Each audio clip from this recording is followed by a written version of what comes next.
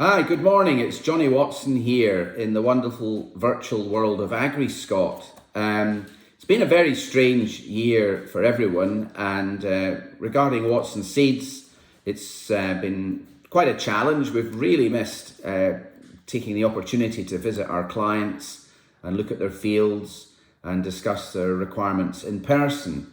And having said all that, we have to celebrate the advancements of technology available through the pandemic, and Agriscot's a classic example of a business rising to the challenge and trying to make an event relevant to the farming industry. And I congratulate Martin and John and Robert and the board and all the team for making Agriscot still have a position in the minds of the farming industry. So here we are with our virtual stand. And I'd like to also say that the resilience of the farming industry has been really fantastic through the pandemic. We've been quite fortunate compared with other industries to have been able to function as an essential industry. And it's been helpful that obviously cattle and sheep prices have been holding up quite well. And it's not been as cataclysmic a situation as other industries, and well done everyone for just getting on with life as best they can.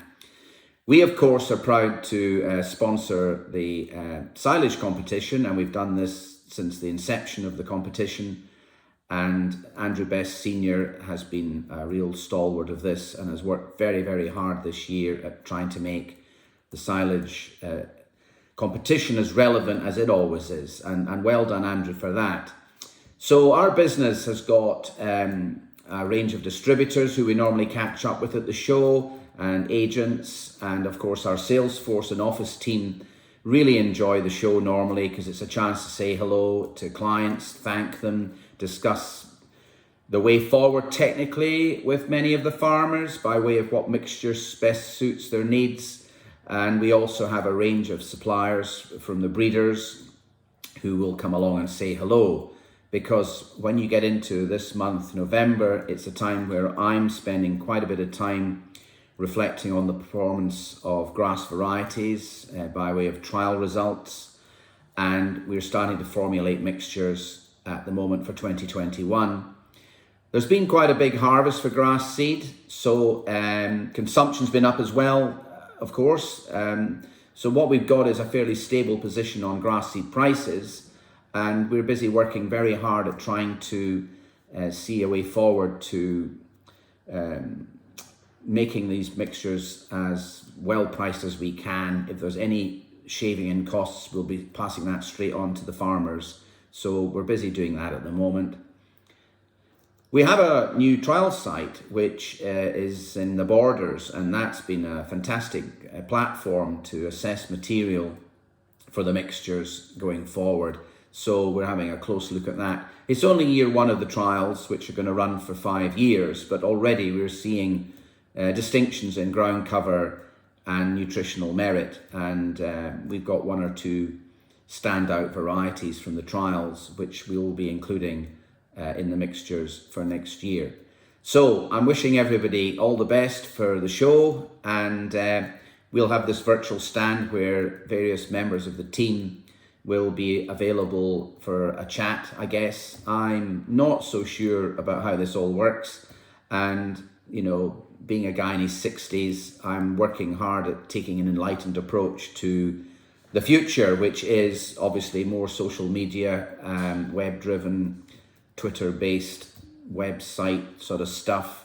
And I congratulate the technology. We need to embrace it. And the younger generation in our business will be grasping the challenges of making that possible, and people like Andrew and I will hopefully be able to sit back a bit and watch the technology moving the business forward.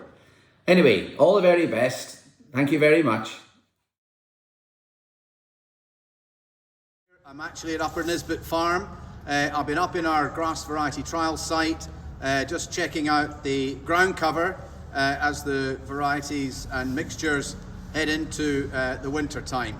But it served as a great opportunity to catch Robert, who's an extremely busy man, Robert's been farming here for just about as long as the world of Agriscot, which he chairs. So we really want to talk about what Agriscot's going to be about this year. Very different situation, quite a challenging time for the show, and the fact that we're very proudly continuing to sponsor the silage competition. We've been overwhelmed with the number of entries. We've got 89 entries, but I'd like to get Robert to talk a little bit about how things are shaping up in this challenging year for the show. Johnny, thank you. Yes, a very challenging year, pandemic that nobody envisaged, and the directors and myself at Agriscot are so disappointed we cannot host our live event this year. So disappointing. The buzz and the atmosphere of that event is fantastic.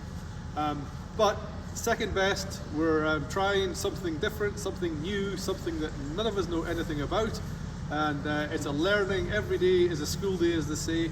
So we're putting on a virtual event, and the directors of Agriscot are so indebted to What's in Seats for organising and doing the silage competition, and 89 entries is unbelievable this year.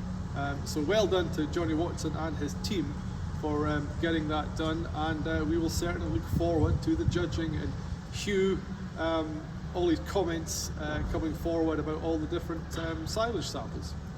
Yeah, so what we've got is we've been analysing all the analysis that's been coming in. That's been narrowed down, and then the physical samples will get collected around the country, and they will be going forward for Hugh to independently judge. I have to say, it's been remarkable that we've got samples from Shetland, from Northern Ireland, Cumbria, and everywhere in between. And a huge thanks to Andrew Best Senior and for putting so much effort into keeping the momentum going with what is a very interesting silage competition. We've got some interesting stats already from this year's samples. The aggregate D value in the dairy is 72.5, which is pretty good looking back for the last 20 years of figures. And on the beef, average D value is nearly 70. We've got very good silage from all over the country, and it'll be really interesting to see who's lucky enough to win the competition. And I gather also, Robert, we've apparently got something called a virtual stand, and I don't know how that's going to work, but we'll need to get our heads around that. And apparently there's been a big uptake in support from sponsors of the show taking these virtual trade stands. Maybe Robert could tell me a bit about that. Yeah, we have been, the directors and myself have been overwhelmed with the amount of uptake of trade exhibitors wanting a virtual stand. So this is something new for them as well. It's about sharing their information, any new products coming to the market, and exhibitors showing their wares to people who want to invest in equipment for the next season ahead. So exciting times. Fingers crossed everything will go to plan on the day. We've got lots of seminars and things to keep everybody focused for the duration of Agriscot. And Robert's son Andrew, who's a very, very keen young farmer, has entered a sample, and I've no idea how that's going to go for young Andrew, but fingers crossed. And thanks for everybody who's got involved in this so far, and we'll keep you posted on how it develops. Thank you very much.